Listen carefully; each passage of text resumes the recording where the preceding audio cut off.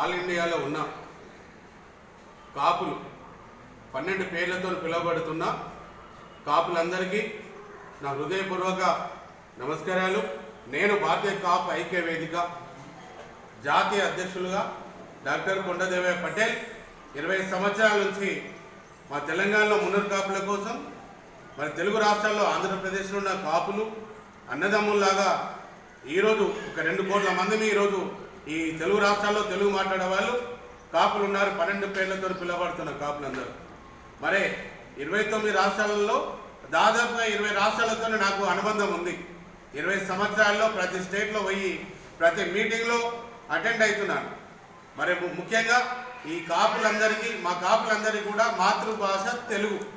ఎక్కడ పోయినా తెలుగు మాట్లాడతారు.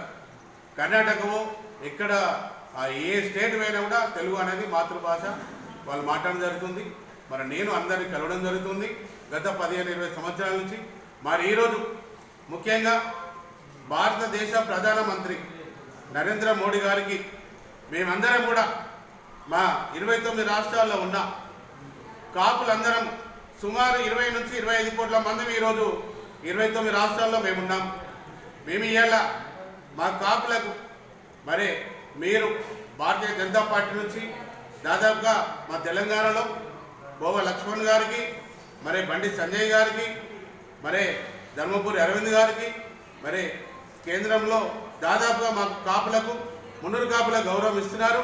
మరి దానిలో భాగంగా ఈరోజు మేము ఏదైతే ఈరోజు ఉపరాష్ట్రపతి మరి ఎన్నిక ఉన్నది కాబట్టి దానిలో ఇదివరకు ఒక ఫిలిం యాక్టర్ మరి ఈరోజు అందరు అభిమానించే హీరో మెగాస్టార్ డాక్టర్ చిరంజీవి గారికి వారు ఇదివరకు కేంద్ర మంత్రిగా పనిచేస్తారు, టూరిజం మినిస్టర్గా పనిచేస్తారు. మరి వారు ప్రజారాజ్యం పార్టీ స్థాపించినారు. అన్ని కులాలకు అన్ని ఫలాలు అందాలి, అందరిని ముందుకు తీసుకెళ్లాలనుకున్నారు. మరి అటువంటి వ్యక్తి ఈరోజు వారి తమ్ముడు కూడా జనసేన పార్టీ అధినేత పవన్ కళ్యాణ్ గారు ఆంధ్రప్రదేశ్ డిప్యూటీ సీఎం. మరి వారు ఆంధ్రప్రదేశ్లో ఈరోజు కాపులందరూ కూడా మాకు గౌరవ స్థానం నిలబెట్టారు. మరి తెలంగాణలో కూడా ఇక్కడ మా మున్నూరు కాపులందరూ యూనిట్గా ఉండాలి అనేది కూడా మేము ఆ ప్రయత్నం చేస్తున్నాము. తప్పకుండా ఈరోజు మన ముందున్న ప్రశ్న మాకు జవాబు ఏం కావాలి? ఆకలి అవుతుంది, అన్నం పెట్టాలి.